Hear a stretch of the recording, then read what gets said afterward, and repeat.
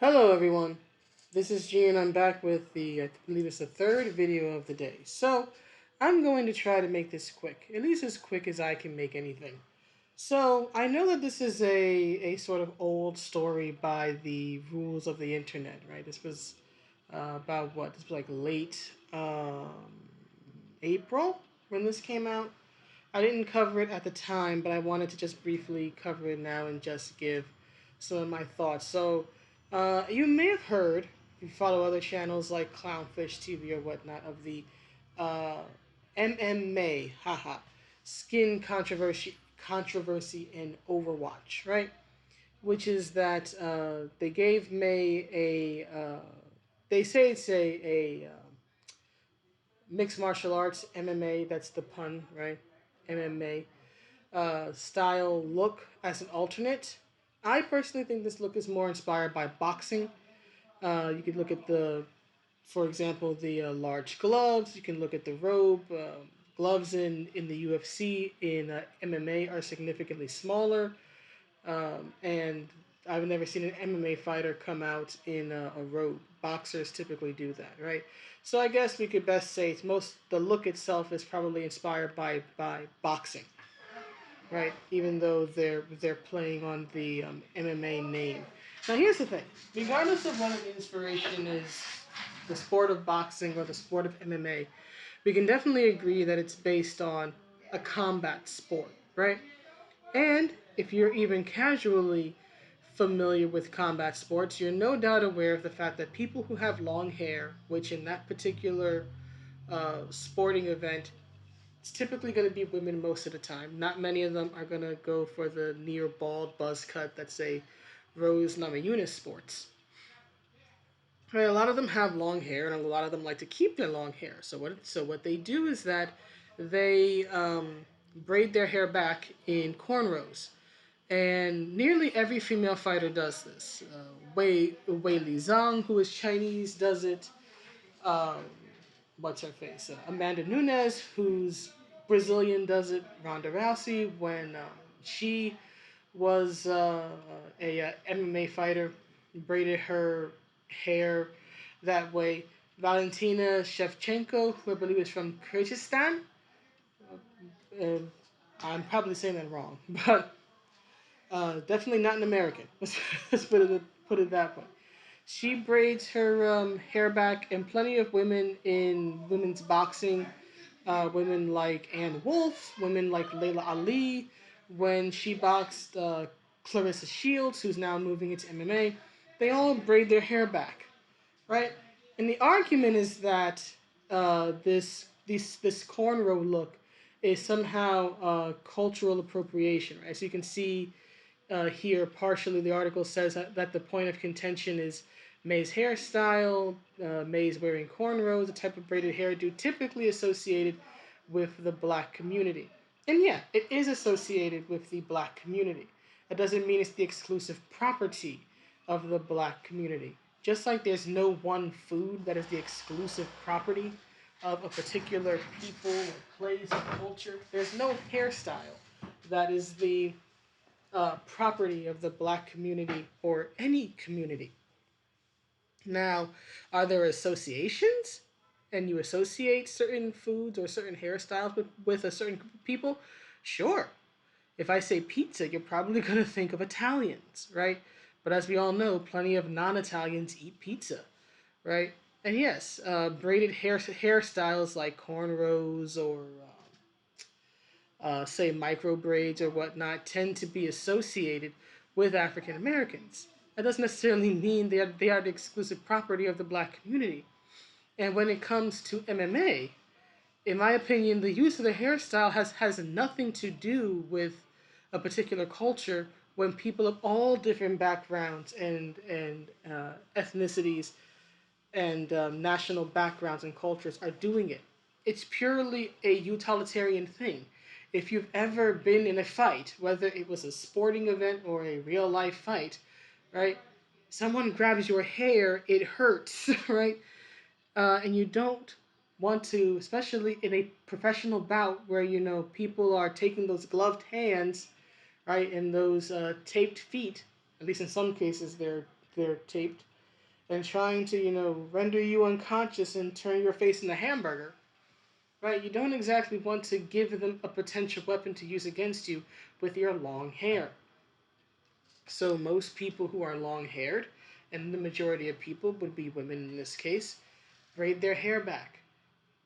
This is what frustrates me about these type of arguments. They're made, in my opinion, in bad faith, right? And they make something that should not be a racial issue a racial issue. You may remember back around 2020 holiday. RJ, make up your mind. Are you in or you out? You keep opening my door. I love RJ, but dear God, he's such a diva. But anyway, you may remember back in like November or December of 2020, like the 2020 holiday season, the controversy surrounding Animal Crossing and a particular avatar in Animal Crossing being light skinned and having blonde hair, but having what was deemed as space buns or Afro puffs. I've worn many a hairstyle in my life, including Afro puffs when I was younger. Um, and again, they're not the exclusive property of any particular ethnic or cultural group. Again, right? Chun Li from Street Fighter has a very similar hairstyle, and certain people online lost their ever loving minds, claiming that it was cultural appropriation. No, it's not. Cultural appropriation is when you appropriate something from a particular culture without acknowledging its origins, claiming it as your own, and then oftentimes stripping it of what made it distinct and unique to that culture, right? And yes, there are issues with cultural appropriation in the black community as regards American history. One could look at, say, rock and roll, right? Rock and roll has its origins in jazz and blues and R&B, and the early rock stars of the day um, were not exactly open about that, right? For example, Elvis, right? Elvis could not openly admit that the music he played and made um, had African American origins and whatnot. But we're not talking about the history of music here, right? This isn't a case of cultural theft and then claiming it's your own. The hairstyle, the braids, which I would believe can possibly go back to the Vikings. I mean, I know the Vikings were a Nordic warrior culture and they braided their hair. Now, I'm not sure what type of style, but I do know that they wore braids and they were actually very, um, for their time and their people, concerned about their hair, right? Which was interesting considering, again, warrior culture. But still, with MMA, whether it be a combat sport inspired skin in a video game or the actual sport of mixed martial arts and boxing and whatnot, it's not, at least from what I can tell, and I do watch these things on and off, right? It's not a matter of trying to culturally appropriate something. It's literally a matter of utility. That's what I'm looking for. It's a matter of utility. They wear it because they have to. It's the easiest, simplest hairstyle to protect their hair. So it's not being pulled out of their skulls as someone tries to wrestle them to the ground or kick them in the head or punch them in the face or the various things you can do to a person to knock them out in front of a crowd and make money. Right? These things just take things that these type of arguments, I should say, just take things that should be controversies and creates controversy, right? It's taking a molehill and making a mountain out of it. It would be different if, say, for example, African American competitors were being banned from wearing braids. But they're not. They're not being banned at all. This is just more cultural stay in your lane ness, right? And trying to protect the black community, right? We're not losing anything. It's not as if other people wearing the hairstyle prevents a black person from wearing it, right? people like this need to stop trying to speak for African Americans, and two, need to lighten up some. She's a cartoon character. She's a video game character. Later on in the article, it mentions how she would actually need a weave to actually break. It doesn't matter. She's not real. She doesn't need a weave. All they need to do is just literally draw more hair on her head. You are taking this entirely too seriously. But since they want to go to reality, let's invoke a little reality. Here's reality. As goofy as pro wrestling is, it is indeed an actual real sport, right? Or at least sports entertainment. And this is the late great Davy Boy Smith, the British Bulldog, right? And as you can see here, this was him when he was very young.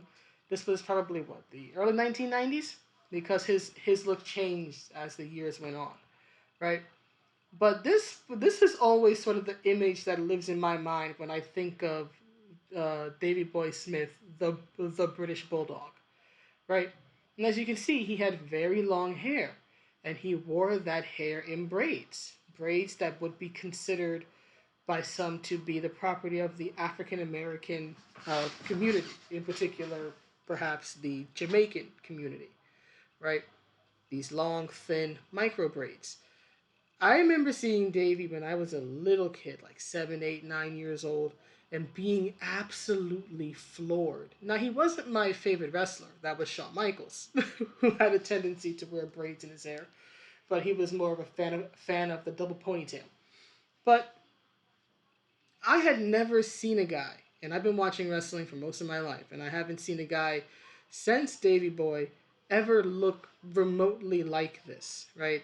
A white man as big as he was, right? Dressed up in the colors of merry old England, right? And he literal Captain Britain, right? Like if we could go back and bring like early '90s British Bulldog into the modern day, I would totally nominate him to like play Captain Britain if they ever bring the character to the MCU. But he was the first guy I can remember ever seeing, whether it was on TV or even in reality, because I certainly didn't see anybody in my neighborhood or in my family circle or anyone, no one in school, looking the way he did.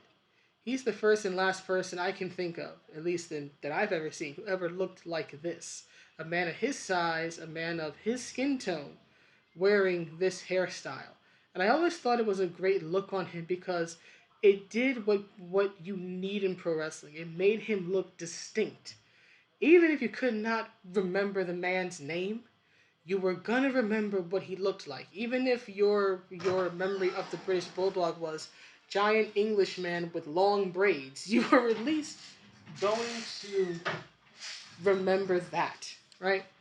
And when I was a kid, I didn't hear anybody, and again, I grew up in the black community. I didn't hear anybody complaining about the British Bulldog wearing braids and appropriating black culture. But no doubt, if he were alive today, and starting out his career, they would no doubt say cultural appropriation, for no other reason than the color of his skin. Because if you took a man of his size who was black, like say, one second, let me pull up a picture of Bobby Lashley. One moment.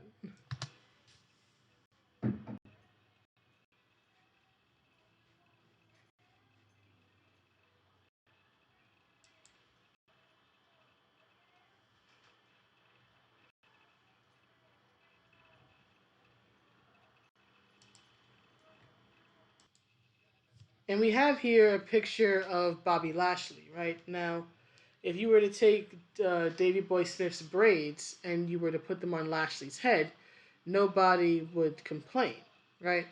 Because Lashley is the proper skin tone, right? So it would be considered appropriate. He would just look like a bigger version of Booker T, the wrestler, right? But because Bulldog was a white skinned man, right, he would be considered culturally appropriating today, right? And for me, this also extends not just to the ever goofy world of pro wrestling, but also to other works. Like, for example, my favorite manga of all time is Fullmetal Alchemist. I been very open about my love of that manga, right? And one of the main characters in that story is Azumi Curtis. And Azumi, let me pull up a picture of her.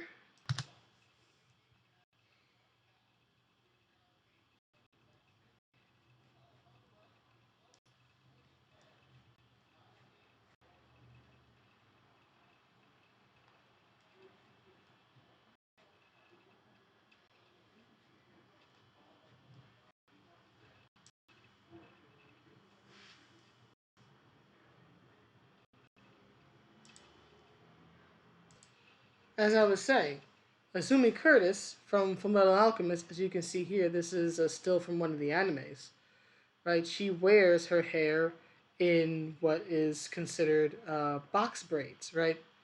And again, if FMA were say coming out today, right, the mangaka uh, Hiromu Awakawa would be no doubt accused of cultural appropriation because again, you don't see too many Asian women in real life with this particular hairstyle, right? And Nizumi does have at least slightly Asian looking features, even if it's never actually directly stated whether she's from Xing, which is basically the serious equivalent of China with some uh, uh, Japan mixed in, right? But she obviously has a somewhat Asian appearance, and in real life, you're not going to find too many Asian women with that particular hairstyle, right? And so, in the real world today, if FMA were debuting, you know, the SJW types would cry cultural appropriation.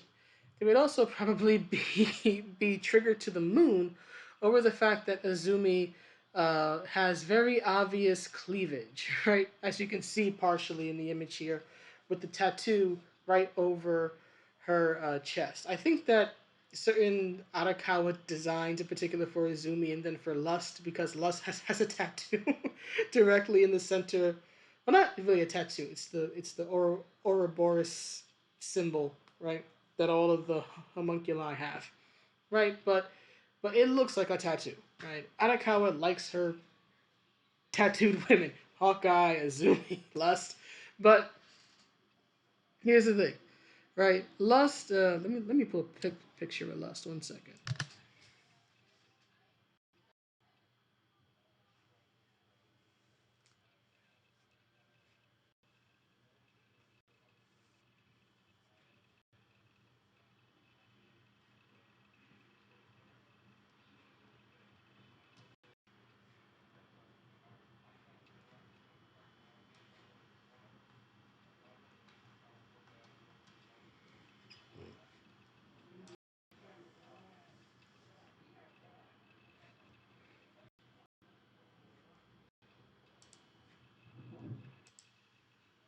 Lust would trigger them to hell because of the location of the Ouroboros mark and her, quite obvious uh, the girls, right?